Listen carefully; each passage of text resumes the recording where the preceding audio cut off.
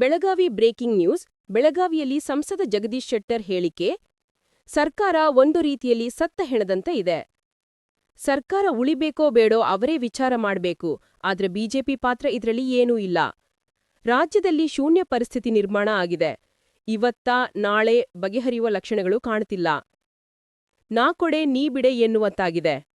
ಸಿದ್ದರಾಮಯ್ಯ ಮತ್ತು ಡಿಕೆಶಿ ನಡುವೆ ಟ್ವೀಟ್ ವಾರ ವಿಚಾರ. ಇಬ್ಬರೂ ನಡುವೆ ಟ್ವೀಟ್ ವಾರ ನಡೆಯುತ್ತಿದೆ. ನೇರವಾಗಿ ಮಾತನಾಡಲು ಆಗುತ್ತಿಲ್ಲ.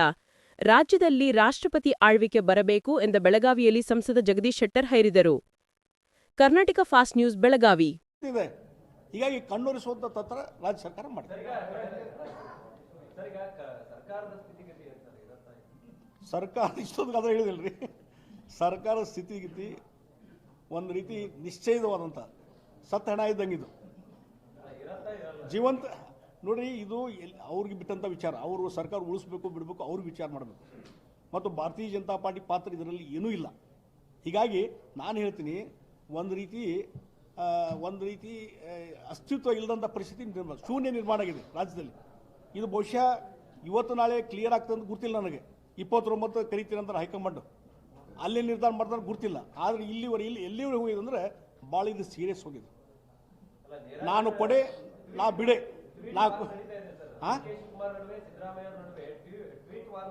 ಟ್ವೀಟ್ ವಾರ್ ಮೀನ್ಸ್ ಅವ್ರು ನೇರವಾಗಿ ಮಾತಾಡ್ಲಿಕ್ಕೆ ಆಗ್ತಾ ಇಲ್ಲ. ಈಗ ಹಿರಿಯರ ಮಧ್ಯದಲ್ಲಿ 5-6 ಜನ ಹಿರಿಯರ ಮಧ್ಯದಲ್ಲಿ ಇದ್ದಂಥ ಮಾತುಕತೆ ಹೊರಗೆ ಬರಬೇಕು ಅಂತಂತಾರೆ ಡಿ ಕೆ ಶಿವಕುಮಾರ್. ಏನಾಗಿತ್ತು ನೀವೇ ಹೇಳಿರಲ್ಲ, ನೀವು ಅದರ ಪಾರ್ಟಿ ಇದ್ರಲ್ಲ, ಸಿದ್ದರಾಮಯ್ಯ ಪಾರ್ಟಿ ಇದ್ರಲ್ಲ, ಇಬ್ಬರಕ್ಕಿಂತ ಒಂದು ಪ್ರೆಸ್ ಕಾನ್ಫರೆನ್ಸ್ ಮಾಡ್ರಿ ಇದ್ರ ಬಗ್ಗೆ. ನೀವು ಮಾಡಕ್ತಾ ಇರಲಿಲ್ಲ. ಹೈಕಮಾಂಡ್ ಮೊನ್ನೆ ಇವರು ಖರ್ಗೆ ಅವ್ರು ಹೇಳ್ತಾರೆ, ನಾ ಇದ್ರಾಗ ಅಸಹಾಯಕರದೀನಿ, ಇದನ್ನು ಹೈಕಮಾಂಡ್ ಬಿಡ್ತೀನಿ ಅಂದ್ರೆ. ಹಂಗೆ ನೀವು ಹೈಕಮಾಂಡ್ ಹೌದು ಅಲ್ಲ? ನೀವು ನಾ ಕೇಳ್ತೀನಿ, ಹೈಕಮಾಂಡ್ ಯಾರಂತ? Mallikarjuna Kharge AIC president, national president. ಅವ್ರು ಏನಂತಾರೆ ಎಲ್ಲ ಕೇಳ್ಕೊಂಡು ಇಲ್ಲ ಹೈಕಮಾಂಡ್ ಯಾರು ಹಂಗಾರೆ ಇಷ್ಟು ಅಸಹಾಯಕರಾದರೆ, ನಾನು ಮಲ್ಲಿಕಾರ್ಜುನ ಖರ್ಗೆ ಇಷ್ಟೊಂದು ಹಿರಿಯ ರಾಜಕಾರಣಿ ಇದ್ದೀರಿ, ನೀವು ಅಸಹಾಯಕರಾದರೆ ದಯವಿಟ್ಟು ಆ ರಾಜೀನಾಮೆ ಕೊಟ್ಟು ಹೊರಗೆ ಬಂದುಬಿಡ್ರಿ ಆ AIC ಪ್ರೆಸಿಡೆಂಟ್ಗೆ.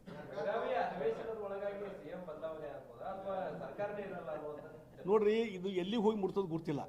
ಇದು ನಮಗೆ ಸಂಬಂಧಪಟ್ಟಂಥ ವಿಚಾರ ಇಲ್ಲ. ಉಳಿಸ್ಕೊಡ್ರಿ, ಇಲ್ಲಾಂದ್ರೆ ರಾಜೀನಾಮೆ ಕೊಟ್ಟು ಮನೆಗೆ ಹೋಗ್ರಿ, ಎಲ್ಲರೂ ಕೂಡಿ ಹೊಸ ಚುನಾವಣೆಗೆ ಹೋಗ್ಬಿಡು ಅಂತ. ಹೊಸ ಚುನಾವಣೆ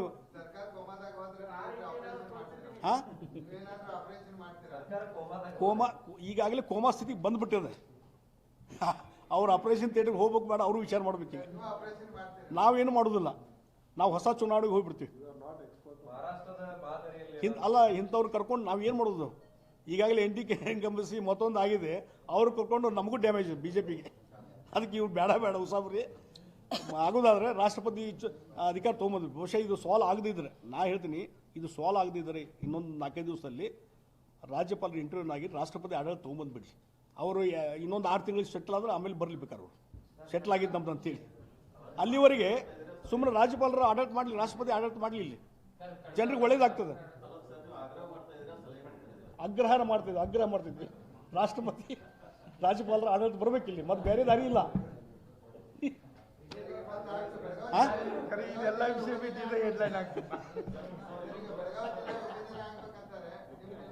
ನೋಡ್ರಿ, ಒಂದು ದೊಡ್ಡ ಜಿಲ್ಲೆಗಳು ವಿಭಜನೆ ಆಗಬೇಕು ಅನ್ನುವಂಥದ್ದು ಪರವಾಗಿದ್ದಂಥ ವ್ಯಕ್ತಿ ನಾನು. ಯಾಕೆ ಹಿಂದುವೆಲ್ಲ ದೊಡ್ಡ ಇದೆಲ್ಲ ಮೈಸೂರು ಡಿವಿಷನ್ ಆಯಿತು, ಆಮೇಲೆ ರಾಯಚೂರು ಆಯಿತು, ಗುಲ್ಬರ್ಗ ಆಯಿತು, ಬಿಜಾಪುರ ಎಲ್ಲ ಆಯಿತಲ್ಲ. ಈಗ ಧಾರವಾಡ ಆಗೈತಿ. ಅದಕ್ಕೆ ನಾನು ಹೇಳ್ತೀನಿ, ಬೇರೆ ಕಾರಣ ಸಲುವಾಗಿ ಇದು ಹೆಲ್ಡಪ್ ಆಗಿತ್ತು. ದೊಡ್ಡ ಡಿಸ್ಟಿಕ್ ಇದು. ತುಮಕೂರು ಮತ್ತು ಇವೆಲ್ಲ ಉಳಿದಾವ ಈಗ ದೊಡ್ಡ ಡಿಸ್ಟಿಕ್ಸು. ಹೀಗಾಗಿ ಆಡಳಿತ, ನಾನು ಹಿಂದೆ ಮುಖ್ಯಮಂತ್ರಿ ಇದ್ದಾಗ 43 ಹೊಸ ತಾಲೂಕು ಘೋಷಣೆ ಮಾಡಿದೆ. ಅದರಲ್ಲಿ ಬಿಜಾಪುರದಲ್ಲಿ 8 ತಾಲೂಕು ಘೋಷಣೆ ಮಾಡಿದೆ. ಅಂದರೆ ಉತ್ತರ ಕರ್ನಾಟಕ ಭಾಗದಲ್ಲಿ ಎಲ್ಲ ತಾಲೂಕು ದೊಡ್ಡವು, ಮೈಸೂರು ಭಾಗದಲ್ಲಿ ಸಣ್ಣ ಇದ್ದು. ನಾ 3 ರಿಪೋರ್ಟ್ ತೆಗೆದು ಸ್ಟಡಿ ಮಾಡಿದಾಗ ಮ್ಯಾಕ್ಸಿಮಮ್ ಡಿವಿಷನ್ ಮಾಡೋದು ಎಲ್ಲಿ ಬಂತು? ತಾಲೂಕಾ ಪುನರ್ವಿಂಗಡಣೆ ಇಲ್ಲೇ ಬಂತು ಉತ್ತರ ಕರ್ನಾಟಕದಾಗ. 43 ಒಳಗೆ 38 ತಾಲೂಕು ಕೇಂದ್ರ ಇಲ್ಲೇ ಅದು, ನನ್ನ ಒಂದು ಡಿಸಿಷನ್ ಪ್ರಕಾರ. ಈಗ ಎಲ್ಲ ಕಡೆ ತಾಲೂಕು ಆಗಿದ್ದಾವೆ. ಅಂದರೆ ಜನರ ಹತ್ತಿರ ಆಡಳಿತ ಹೋಗ್ಬೇಕು. ಈಗ ಇಲ್ಲಿ ಬೆಳಗಾವಿ DC ಕಡೆ ಎಲ್ಲಿ ಚಿಕ್ಕೋಡಿ ಆ ಕಡೆಯಿಂದ ಬರಬೇಕಲ್ಲ, ಅಥಣಿ ಕಡೆಯಿಂದ ಎಷ್ಟು ಅಲ್ಲಿ ಬಂದು ಹೋಗಾಕ 2 ದಿವಸ ಬೇಕು, 1 ದಿವಸ ಬಂದು ಹೋಗ್ಬೇಕು. ಪಾಪ ಜನಸಾಮಾನ್ಯ ರೈತ ಎಷ್ಟು ತೊಂದರೆ ಆಗ್ಬೋದು.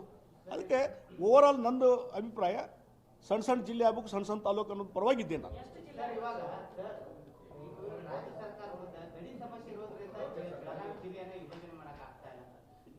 ಯಾವ ರೀತಿ ನೋಡ್ತಾರೆ ಸರ್? ಗಡಿ ಸಮಸ್ಯೆ